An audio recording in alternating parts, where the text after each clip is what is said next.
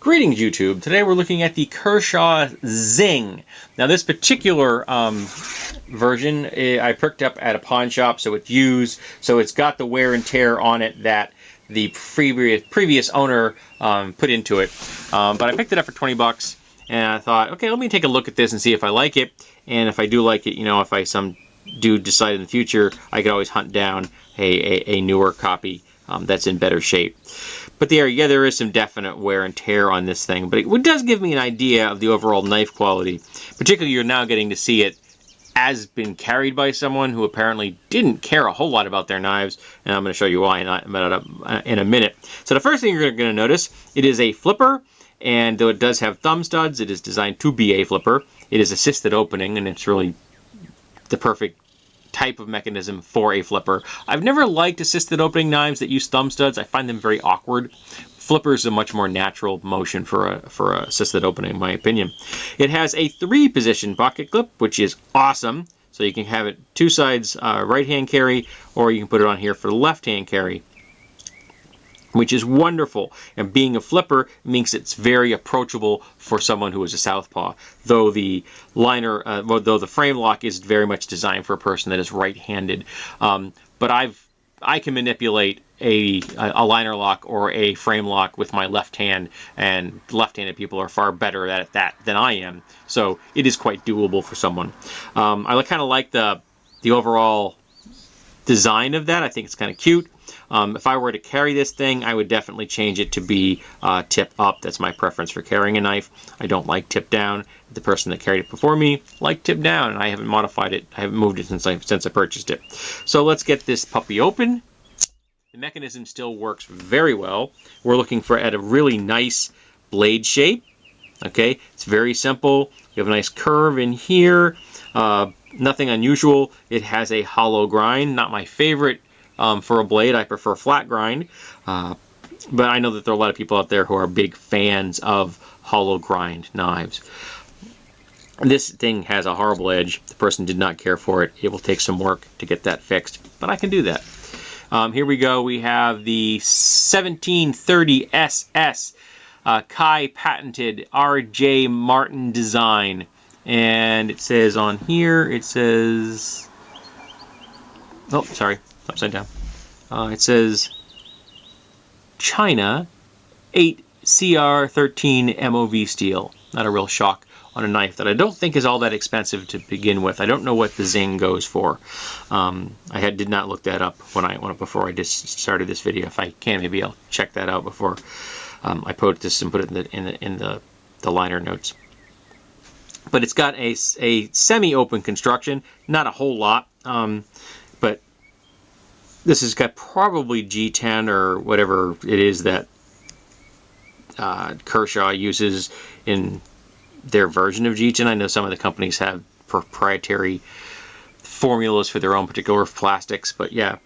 So if you like that, it's got some nice bumps on there, which are very comfortable. I can't really call that jimping. It's so shallow, so gentle. It has a through lanyard hole, though that's really too small for paracord. Even if you were to take the innards out, I don't think you could get a piece of paracord through there, though there are lots of other options out there if you were so inclined for that. Again, it's a frame lock, and it's still rock solid. So even though this person put it under some abuse, I'm going to show you what I mean by that in a sec, the blade itself is still locking up very well. We have a full 50% lockup on that, and the little detainer ball bearing on the frame lock lever itself is still present, which is nice. Now, what do I say about that? Because there is a noticeable bump right here. This is very thin. And I don't know if that's that thin because it came that way, or did the former owner modify it so that it would be easier to unlock. Was it tight when they got it? Or a little too stiff for their preference?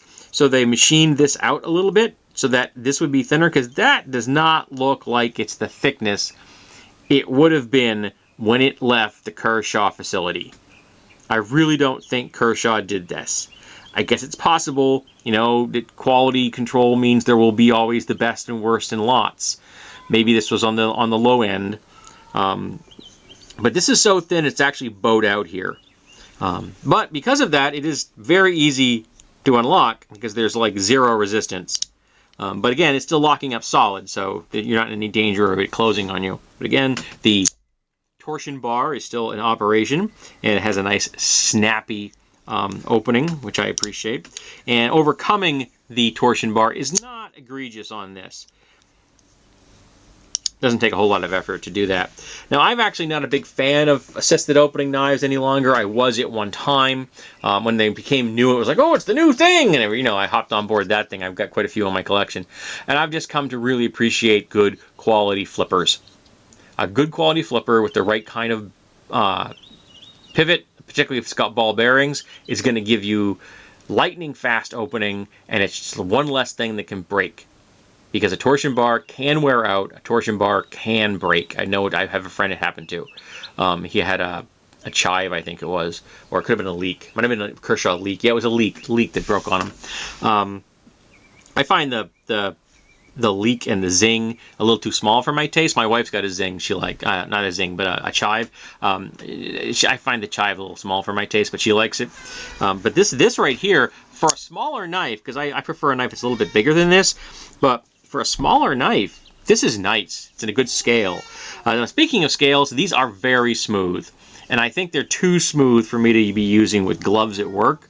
And that's one of the criteria I have for a knife. Can I open and close the knife easily and safely while wearing gloves, which are either going to be cotton or a synthetic material like cotton.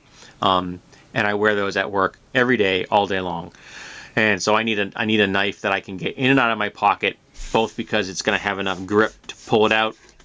Admittedly, because I will have the clip there to help me, that makes it a little bit easier. But I also like to be able to grip it as I'm pulling it out of my pocket. And if the scales are too smooth, I find that annoying.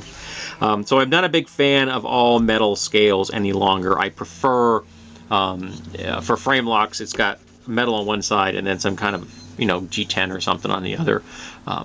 It's got a little bit of texture on it, but that's just my taste. Lots of people like all metal knives, and the leaks and the chives have sold like hotcakes. I have no idea how popular the Zing is. I never really heard a whole lot of buzz about it, but then again, I wasn't really looking to see if there was a whole lot of buzz about it, because that could just be me not paying attention. So, that does happen. Can't keep up on every piece of knife news in the universe. So there you go, folks. This is the Kershaw Zing. I think it's a solid design. If you like a knife that's on the smaller side, assisted opening, all metal scales, this is definitely going to be a good choice. With the 3-position pocket clip, makes it very versatile. It's a flipper, makes it very versatile. So yeah, this is a design that I think that lots of people are going to like, particularly if you are a Kershaw fan. So thanks for being here, and I hope that you will be here next time. And there's Mandarin. Hi, Mandarin!